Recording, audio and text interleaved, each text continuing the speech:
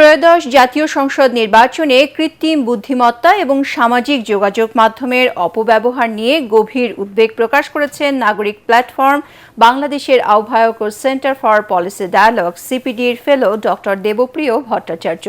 রাজধানীতে আলোচনা অনুষ্ঠানে তিনি বলেন, এই মাধ্যমের অপব্যবহার করে মব সন্ত্রাস সৃষ্টি এবং সামাজিক বিশৃঙ্খলা নিয়ন্ত্রণে নির্বাচন কমিশন ও সরকার ব্যর্থ। এ সময় ডিজিটালাইজেশনের সুফল পেতে রাজনৈতিক সদিচ্ছা জরুরি বলে মত দেন আলোচকরা। ইমদাদুল্লাহ বাবুর রিপোর্ট। রাজধানীর সিরডাপ মিলনায়তনে ডিজিটাল অর্থনীতি ও উদ্যোক্তা প্রসঙ্গে এই মুক্ত আলোচনার আয়োজন করে সেন্টার ফর গভর্নেন্স স্টাডিজ। এতে আলোচকরা বলেন, দেশের সব ক্ষেত্রে ডিজিটালাইজেশনের ছোঁয়া লাগলেও এর উপকার মানুষ পাচ্ছে না। রাজনীতিবিদরাও কিন্তু আলোচনা করে না, কৃষক শ্রমিক কথাগুলোও নাই।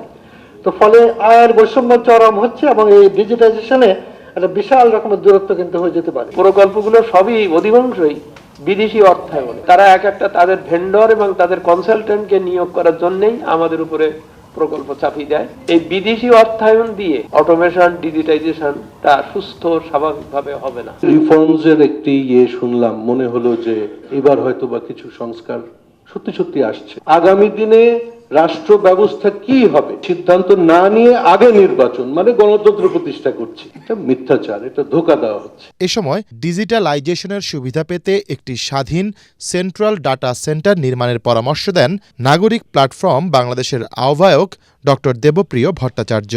স্বাধীন একটি একীভূত জাতীয় তথ্য ভান্ডার করতে হবে, যেখানে আমাদের সব ধরনের তথ্যগুলো আমরা একত্রিত করব। আগামী নির্বাচনকে কেন্দ্র করে ডিজিটাল দুনিয়ায় এআই এবং সামাজিক যোগাযোগ মাধ্যমের অপব্যবহার বন্ধে সরকারের পদক্ষেপের ঘাটতি রয়েছে বলেও মন্তব্য করেন তিনি। সামাজিক যোগাযোগ মাধ্যমের যেই নেতিবাচক প্রভাব আমরা এই নির্বাচনের ভিতর দিয়ে দেখছি, এটার ভিতর দিয়ে একই রকম ভাবে মবকে উস্কানি দিয়ে যেভাবে মানুষকে আক্রমণ করা আমরা দেখছি, এইটা নিয়ন্ত্রণ করার ক্ষেত্রে সরকারের পক্ষ থেকে কোনো দায়িত্বশীল আচরণ, নির্বাচন কমিশনের পক্ষ থেকে কোনো কার্যকর পদক্ষেপ আমরা দেখছি না। এইটা অবশ্যম্ভাবীভাবে এই মুহূর্তে তাৎক্ষণিকভাবে ব্যবস্থা নেওয়ার জন্য আমার মনে হয় নাগরিকরা দাবি জানাচ্ছে। বাংলাদেশে মেটা সহ অন্যান্য যোগাযোগ মাধ্যমের দপ্তর খোলার ব্যাপারে সরকারকে উদ্যোগ নেয়ার তাগিদ দেন এই অর্থনীতিবিদ।